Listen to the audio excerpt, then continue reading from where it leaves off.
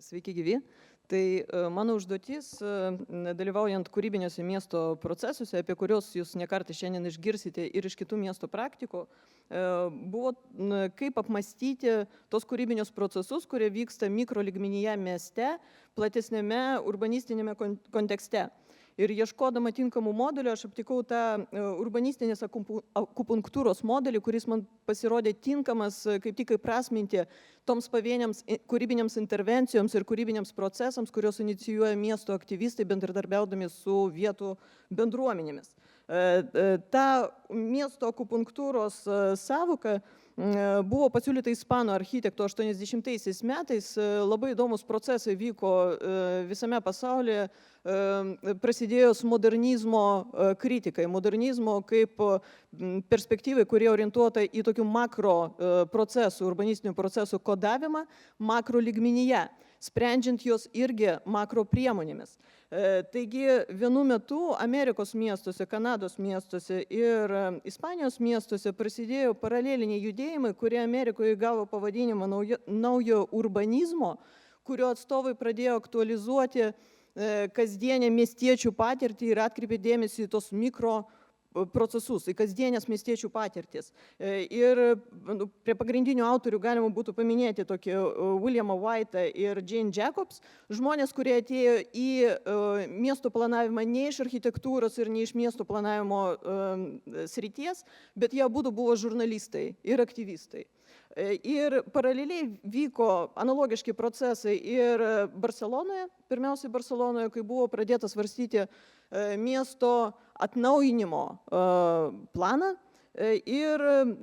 architektų, urbanistai ir miesto strategai priėjo prie miesto akupunktūros idėjos, tai yra buvo suvokta, kad urbanistinius procesus galima koduoti atskaitos taškų pasitelkant mikrolygmenį, tą kasdienių sąveikų ir kasdienių patirčių lygmenį. Taigi,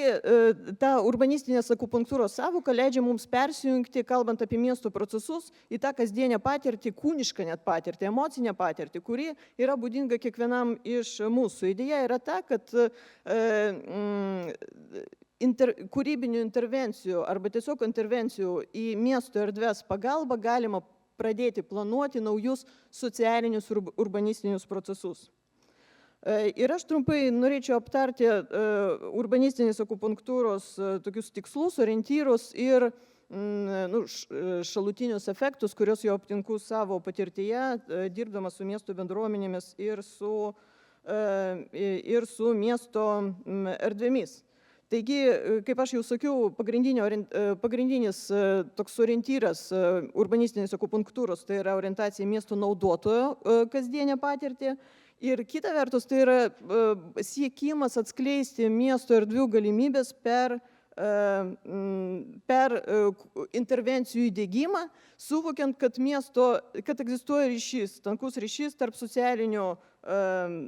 sąveikų, socialinių ryšių miesto erdvėse, tarp to, kaip miestiečiai pasitinka vienas kitą, sąveikauja vieni su kitais, ir tarp miesto erdvių objektų, konfigūracijų ir procesų. Ir dar vienas momentas, kuriam paprastai urbanistai neskiria, arba miesto planuotojai veikiau neskiria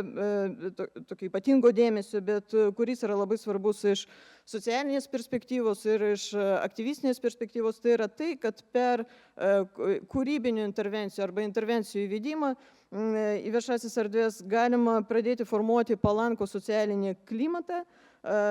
leidžiant žmonėms, vietos gyventojams patiems savarankiškai pradėti prijaukinti tas miesto erdves. Kaip pavyzdį galima būtų paminėti, pavyzdžiui, burbuliatoriaus iniciatyvą, kuri vyksta Lietuvos ir užsienio miestuose jau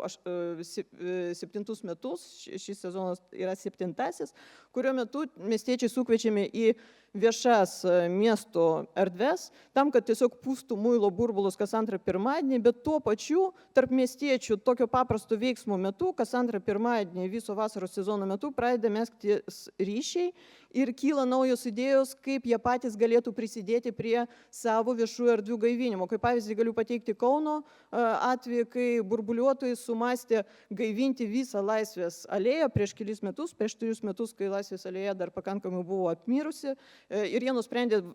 rengti kas antrą pirmadienį sofos vakarus Laisvės alėjoje pasibaigus burbuliatoriui. Tai yra, iš karto atsirado toks pratęsimas. Ir šitokius efektus galima būtų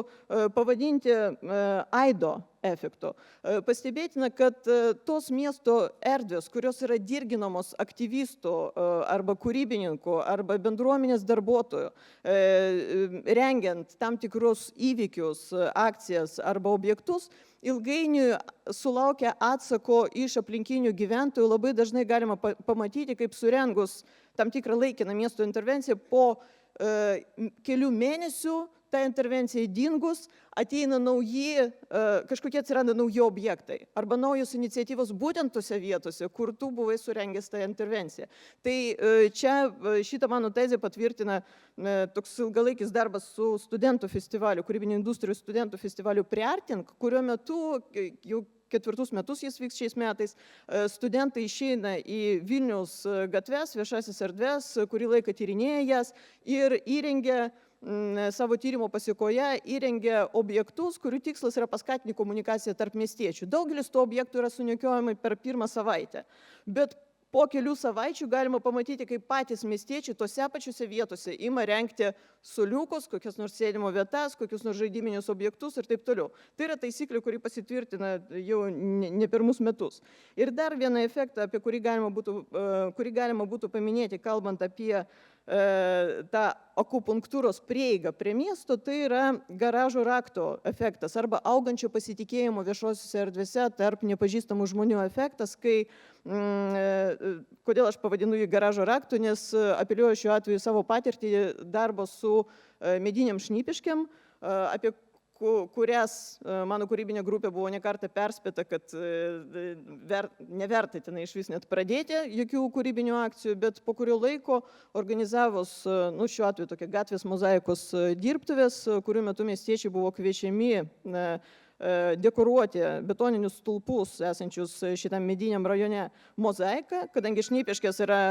žinomos savo keramikos dirbtuvėmis 16, 17, 18 amžiuje klestėjo šitam rajone, tai dėl to tas ryšys su mozaika atsiranda. Po kurio laiko mes tiesiog sulaukėm iš vienos iš gyventojų pasiūlymą pasinaudoti jos garažų raktų, tam, kad mes galėtume naudotis plytelėmis keramikiniam, kurias jį kaupė viso gyvenimo eigoje ir nežinojo, ką su jomis daryti, nes jos yra spalvingos ir smagios, tuo tarpu vyras labai nepatenkintas, kad jį tas plyteles laiko savo garaže. Tai nepažįstamas žmogus, tiesiog matydamas jūs diena po dienos, įteikia raktą ir mums tai yra raktas į pasitikėjimą, į socialinius ryšius. Ir dar vienas dalykas, kurį jau minėjau, tai yra, aišku, socialinio klimato pokyčiai ir bendruomenės formavimas, kai socialinių ir kūrybinių akcijų pasiekoje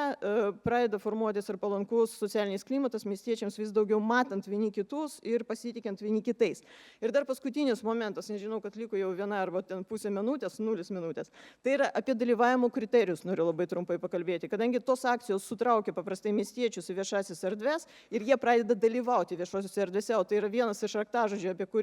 apie kurios kalbama įvairiose lygmenyse, tai vienas iš svarbiausių dalyvavimo kriterijų iš tokių akupunktūrinės tos perspektyvos, tai yra socialiniai ryšiai, kurie pasireiškia per erdvinius objektus, per erdvinius efektus, jie visą laiką apčiuopiame per erdvę ir jie turi tęstinumą. Tai dalyvavimas jis matuojamas jokių būdų neskaičiumi žmonių, kurios jums pavyksta pritraukti prie savo akcijų, veiksmų ir pokyčių mieste, bet tęstinumas ir jų pasiryžimas ateiti vėl ir pakviesti dar savo rato žmonės. Ačiū uždėmesį, to ir pabaigsiu.